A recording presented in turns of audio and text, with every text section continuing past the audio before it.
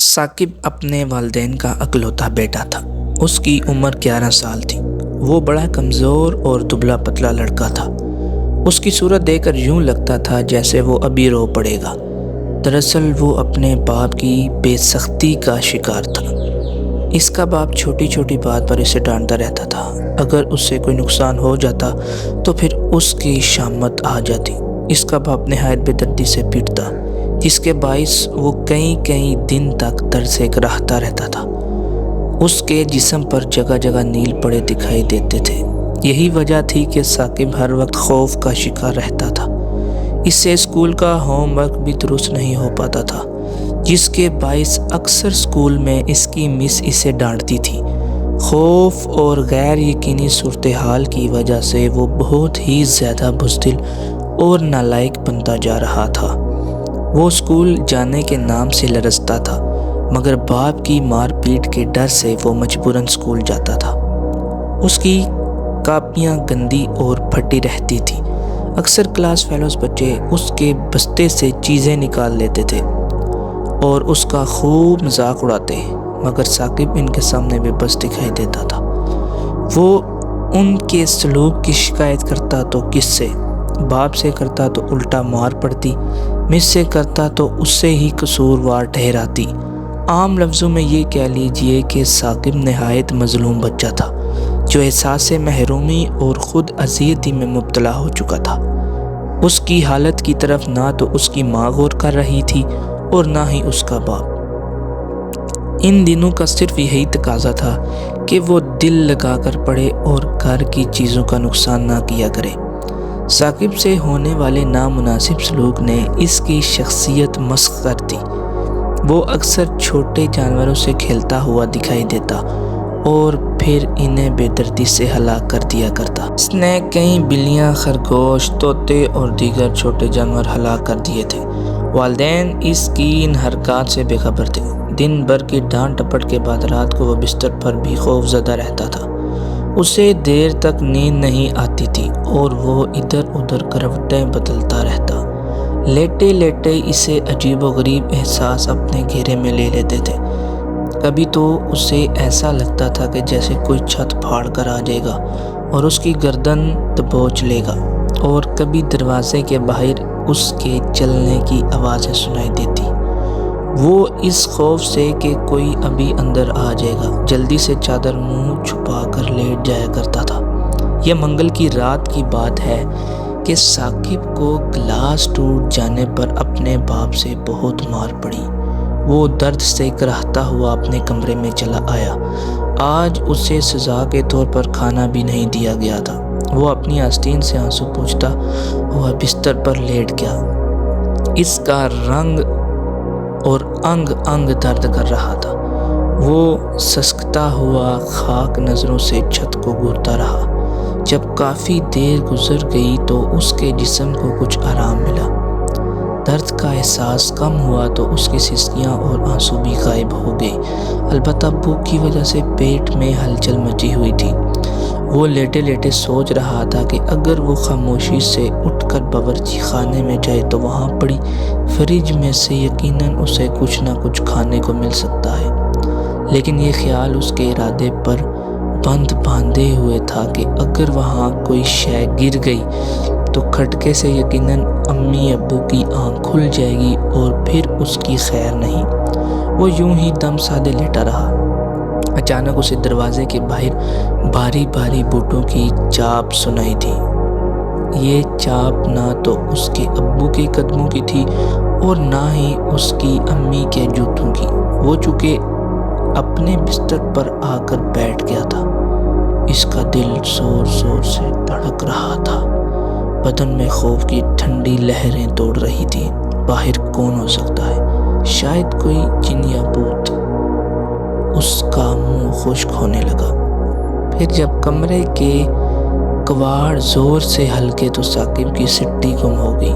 اس نے چادر کھینچی اور جلدی سے بستر سے نیچے اترا اور پلنگ کے نیچے گھس گیا۔ اس نے چادر سے اپنے آپ کو لپیٹ رکھا تھا۔ اب دروازہ زور زور سے ہل رہا تھا، جیسے کوئی دروازہ کھول کر اندر آنے کی کوشش کر رہا ہو۔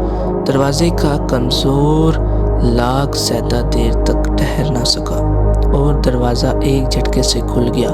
ثاقب پلنگ کے نیچے سے دروازے کی طرف دیکھ رہا تھا۔ اس کا چہرہ فک ہو چکا تھا۔ اسے دروازے میں سے 4 بڑے بڑے پیر اندر نظر آتے ہوئے دکھائی دیے۔ ان پیروں میں پرانے چمڑے کے میلے بوٹ تھے۔ ثاقب نے جھک کر ان کے بالائی جسم کو دیکھنے کی کوشش کی۔ ٹخنوں سے اونچی نارنجی رنگ کی پتلون پہنے اسے 2 بھاری بھرکم آدمی دکھائی دیے جو شکل و صورت میں دیو لگتے تھے۔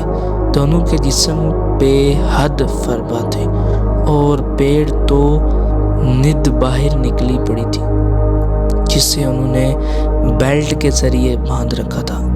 ایک آدمی کے بال اور داڑھی ٹماٹر جیسے سرخ رنگ کی تھی۔ موٹے موٹے ہونٹ لٹکے ہوئے تھے اور ٹیڑھے میڑے گندے دانت ہونٹوں کے اوپر دکھائی دے رہے تھے، جبکہ دوسرا آدمی کچھ زیادہ عجیب تھا۔ اس کے بالوں اور داڑھی کا رنگ گہرا نیلا تھا۔ اس کا باقی حلیہ پہلے آدمی جیسا ہی تھا۔ دونوں نے سروں پر کھیلنے والی ٹوپیاں پہن رکھی تھی اور دونوں اندر داخل ہو کر ادھر ادھر دیکھنے لگے۔ ثاقب سوچ رہا تھا کہ یہ شور شرابہ سن کر اس کی امی ابو جاگ چکے ہوں گے اور وہ ابھی آتے ہی ہوں گے، مگر ایسا کچھ بھی نہیں ہوا۔ وہ دونوں ثاقب کے بستر کی طرف بڑھے۔ بستر خالی پا کر ایک آدمی بولا، لڑکا بستر میں نہیں ہے، ڈھونڈو، یہیں کہیں چھپا ہوا ہے، مجھے اس کی بو محسوس ہو رہی ہے۔ یہ سن کر ثاقب کی آنکھوں کے سامنے اندھیرا چھانے لگا۔ وہ ڈر کے مارے چادر میں کانپنے لگا۔ دوسرا شخص ہنس کر بولا، بچے تم جہاں کہیں چھپے ہو باہر نکل آؤ، ورنہ ہم تمہارے سارے کھلونے توڑ دیں گے۔ ثاقب یہ سن کر مزید ڈر گیا، کیونکہ اگر انہوں نے ایسا کیا تو صبح اس کی خیر نہیں ہوگی۔ کھلونے توڑنے کے جرم میں اسے الگ مار کا سامنا کرنا پڑے گا۔ خوف کی وجہ سے وہ پلنگ کے نیچے ہی دبکا رہا۔ اس آدمی نے واقعی ہی ایسا کیا جیسا کہا تھا۔ اس نے شیلف میں رکھے ہوئے ثاقب کے قیمتی کھلونے نکالے اور زور زور سے زمین پر پٹکنا شروع کر دیے۔ کھلونا زمین سے ٹکراتا ہوا خوفناک آواز میں ٹوٹ کر پاش پاش ہو جاتا۔ نیلی داڑھی والے نے اس کے سارے کھلونے اور کتابیں نکال کر زمین پر پھینک دی۔ سرخ داڑھی والے نے حد کر دی۔ اس نے چھت کا بڑا بلب پھوڑ ڈالا تھا۔ کمرے میں روشنی کم ہو گئی۔ اب صرف 0 کا نیلا بلب بچا تھا۔ اگر وہ بھی ٹوٹ جاتا تو ثاقب کو کچھ دکھائی نہ دیتا، پورا کمرہ اندھیرے میں ڈوب جاتا۔ لگتا ہے بچہ کمرے میں ہے ہی نہیں، نیلی داڑھی والے اپنے ساتھی سے بولا۔ وہ یہیں ہے، میری ناک اس کی بو سونگھ رہی ہے۔ اسے چیزوں کے پیچھے ڈھونڈو احمق، سرخ داڑھی والے نے اسے ڈانٹ کر کہا۔ پھر وہ دونوں کمرے میں پڑی چیزوں کے نیچے اوپر نیچے سے ثاقب کو ڈھونڈنے لگے۔ جب سرخ داڑھی والا پلنگ کی طرف بڑھا تو ثاقب کی ٹانگوں میں سے جیسے جان ہی نکل گئی۔ وہ بڑبڑا کر پیچھے ہٹا۔ دوسرے لمحے بھاری بھرکم پلنگ ہوا میں اٹھا چلا گیا۔ ثاقب چادر میں لپٹا ہوا نہیں دکھائی دینے لگا۔ یہ رہا بچہ، دیکھو میں نے اسے ڈھونڈ نکالا۔ سرخ داڑھی والا بھاری بھرکم شخص خوشی سے کلکاری مارتا ہوا بولا۔ یہ سن کر نیلی داڑھی والا بھی دانت نکالنے لگا۔ ثاقب کے پاس یہی موقع تھا کہ وہ بھاگ کر اپنے امی ابو کے پاس جا پہنچے۔ اس بڑی کوشش کر کے ہمت باندھی اور چادر کو ایک طرف پھینک دیا۔ سرخ داڑھی والا آدمی بھانپ چکا تھا کہ اس لیے اس نے اپنے بڑے بھاری ہاتھ سے اسے دبوچنے کی کوشش کی۔ ثاقب جھکائی دے کر اس کے ہاتھ کے نیچے نکلا اور بیرونی دروازے کی طرف بھاگا۔ یہ دیکھ کر سرخ داڑھی والا آدمی آگ بگولا ہو گیا۔ پکڑو اسے، بھاگنے نہ پائے۔ نیلی داڑھی والے آدمی نے جلدی سے دروازے کو گھیرا اور ثاقب کو پکڑنے کے لیے ہاتھ پھیلا دیے۔ ثاقب ان دونوں کے مقابلے میں کمزور سا بچہ تھا وہ نیلی داڑھی والے کو جھکائی دے کر نکلنے کی کوشش میں ناکام رہا۔ اس نے ثاقب کو ٹانگ سے دبوچ لیا تھا اور پھر دیکھتے ہی دیکھتے اس نے اسے الٹا ہوا میں اٹھا لیا۔ ثاقب کے منہ سے دبی دبی خراہٹیں نکل رہی تھی۔ وہ چیخ کر اپنے امی ابو کو آواز دینا چاہتا تھا مگر آوازیں اس کے حلق میں کہیں پھنس گئی تھی۔ وہ اپنے طور پر کافی کوشش کر رہا تھا کہ نیلی داڑھی والے آدمی کے ہاتھ سے نکل جائے مگر اس کی گرفت لوہے کے پنجے سے کم نہیں تھی۔ مجھے چھوڑ دو، ثاقب کے منہ سے بمشکل اتنا ہی نکلا۔ یہ سن کر وہ دونوں آدمی بے ڈنگے انداز میں ہنسنے لگے۔ کیسے چھوڑ دیں بچے؟ سرخ داڑھی والا آدمی دانت نکال کر بولا۔ تم تو ہماری ہڈیاں کی زینت بننے والے ہو۔ یہ سن کر ثاقب کے ہوش گم ہونے لگے۔ لڑکے، ہم تمہیں اپنے سوپ میں ڈال کر تڑکا لگائیں گے تو اس کا ذائقہ اور دوبالا ہو جائے گا، نیلی داڑھی والا ہونٹوں پر زبان پھیرتا ہوا بولا۔ ثاقب نے پورا زور لگا کر خود کو چھڑانے کی کوشش کی مگر وہ ناکام رہا۔ وہ دونوں اسے لے کر دروازے سے باہر نکلے تو ثاقب کا منہ کھلے کا کھلا رہ گیا۔ اس کے کمرے کے باہر راہداری کے بجائے ایک بڑا باغیچہ تھا جس میں لمبی لمبی گھاس اگی ہوئی تھی۔